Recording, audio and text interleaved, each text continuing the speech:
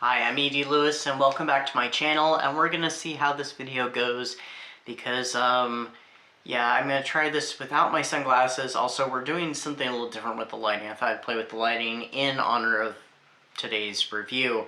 So this is literally Friday night, you know, the day before this is coming out. This is the 16th. So I'm going to try and make this as quick as possible. There's a few little announcements, and there's also going to be a review and a Goodreads Gothic Hearts Reading Challenge update by the end of this. So, first off, let's do the announcements. So, later today on Elizabeth Sagewood's channel, I'm so sorry. She is hosting another book discussion for her book club, the Haunted Victorian Book Club, talking about January's read, The Phantom of the Opera by Gaston Leroux. I was invited. I am a guest on there, so do check it out. It ought to be a lot of fun. If you tuned into her last one, that was really cool, a lot of fun. A little nervous, but, you know, because I don't go live much, but I'm very excited to do this. Second announcement, author Tillery, the Mistress Horror, she just put out the other day on Valentine's, on Wednesday, the trailer for her dark romance poetry collection, Thorns of My Heart, and she also announced the she did the reveal of the cover, and she did the announcement of when it is coming out. It's coming out February 28th, and the pre-order is live for the Kindle edition. It's a shame they don't do the paperback, because I totally would have went straight for the paperback. But I have already pre-ordered my copy. I'll have the information linked down below. I'll have the trailer. I'll have the pre-order down below, and also have her channel linked down below, as well as Elizabeth Sagewood's channel. All the details about the book discussion, by the way, are on Elizabeth's channel, as well as her social media, and she even has a countdown on social media right now to it. But do get your pre-order today for Thorns of My Heart by author D.L. Tillery. Alright, so we're going to be reviewing. This was one of the reviews I planned to do this month. I had several I had planned for this month, several videos. I've had to make some changes for if you've been following along with my accident and stuff. Yeah, that kind of put a thorn in some of the stuff. But no matter, I'm getting some of the things reviewed. I've had to make some changes. But anyway, we are reviewing today another Victoria Holt novel. This will be my third one, you know, after Shadow of the Lynx and Mistress of Melon. Now it is the 1972 novel that she released on the night of the 7th moon. And in typical Gothic fashion, you know, girl running from the castle, and there is a light on in the castle.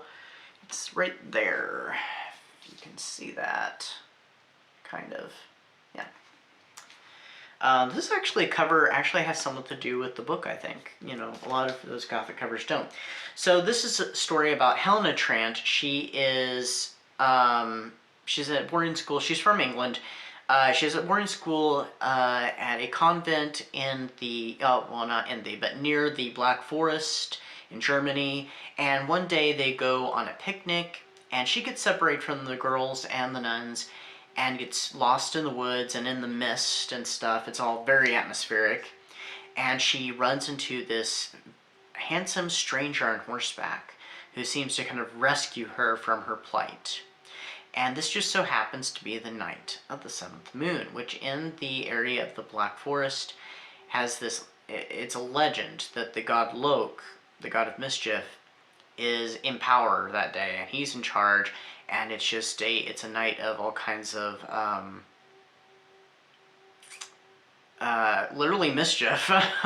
So some crazy things can happen that night. Well, he may have some, the man who rescues her, who calls himself Siegfried. That's not his name, of course. May have some other things on his mind, but his housekeeper at his cottage in the woods kind of keeps her safe, and she returns her the next day.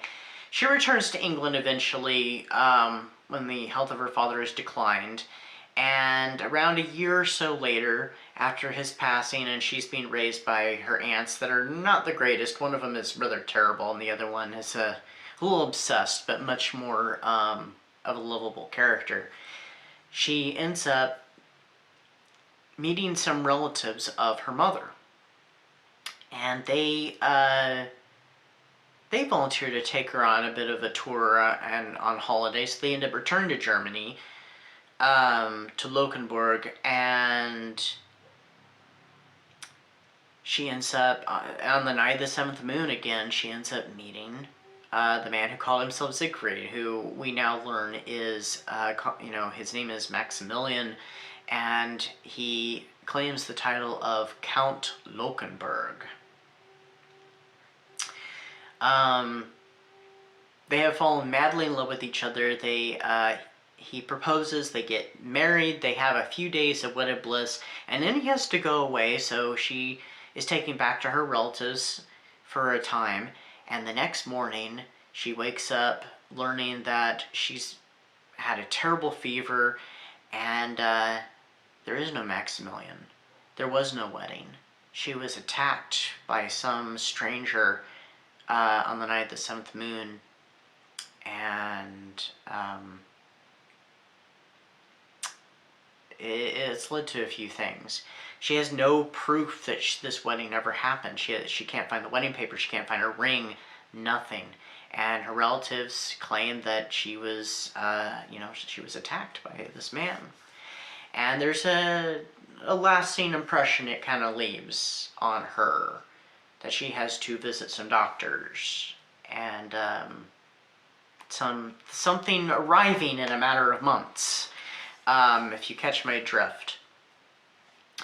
But years later, after she's returned to England and she's grown to a, this, beautiful woman and stuff, not that she wasn't, beautiful when she was even younger, she accepts a position of basically being a governess to some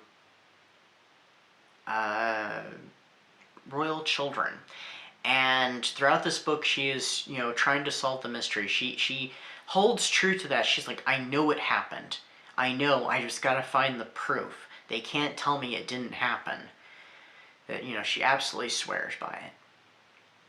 Well, later in the book, we get even more gothic with, we get stuff, there's strange happenings in the night. There's a haunted room, supposedly, in this castle. And there's lots of plotting, some twists and turns. There's gaslighting. And she does solve her mystery. She finds out everything, what's going on. I'm not going to tell you what it is. There's a lot of stuff that happens. It starts getting really exciting later in the book, but I definitely really enjoyed this. I gave this 4 stars. Very good book. I highly recommend it. And you can get it on Kindle, so... And of course, there's all kinds of editions. I got this one actually on vacation several years ago for really good price at a flea market. It even has deckled edges, and I love that on books. Don't remember how much it was, but it was a steal, I thought. Now, I was going to review this book this month, but, things change, and I'm actually glad I didn't. I think everything was covered, really well in the book discussion that they had on Elizabeth Sagewood's channel. This was The Widow of Pale Harbor by Hester Fox. It was the first book that was read in the Haunted Victorian Book Club. And sitting on this for a bit and reading this one, I did enjoy this book, but this one kind of helped me to rethink a little bit, and also the discussions and everything, and like I said, sitting on it for a bit. This one I kind of went down to 3.5 stars, and this one I liked so much better. I think it's really well written. There are a few parts I thought were a little dry, but that was, that's kind of part of the building of the suspense of the mystery. But I highly recommend On the Night of the Seventh Moon. So, okay, so next up, On Wednesday, I am going to have another poetry video. This is one of the ones I filmed earlier in January, and I edited recently. Actually, I didn't realize I had actually edited it at the time, so I actually had 2 edits. I liked my second edit better. And it's Dark Shadows theme, so if you're a fan of Dark Shadows, do check it out. Now Gothic Hearts update. So I am getting close to finishing the 3rd book, right? Yeah, 3rd book. 3rd book in the Gothic Hearts Reading Challenge. I'm currently reading 2 different ones. I'm listening to the Hacienda because I was going to read the Kindle, but, you know, things had to change. And also, I'm still reading on the sorry, I almost said on the Ninth Sun of the Moon. The Legend of the Seventh Virgin by Victoria Holt, my 4th Victoria Holt novel. I'm hoping to be finishing it before too long. I might even be finishing them around the same time. So, but I'm greatly enjoying the Hacienda, and I'm loving the performance of. It's got 2 people reading it, and they're doing a fantastic job. I think it's a pretty good book so far, in my opinion. Not, you know, it's not the best, but we'll see how it ends. But I'm greatly enjoying it. So, and here's my bingo card for after 2 books.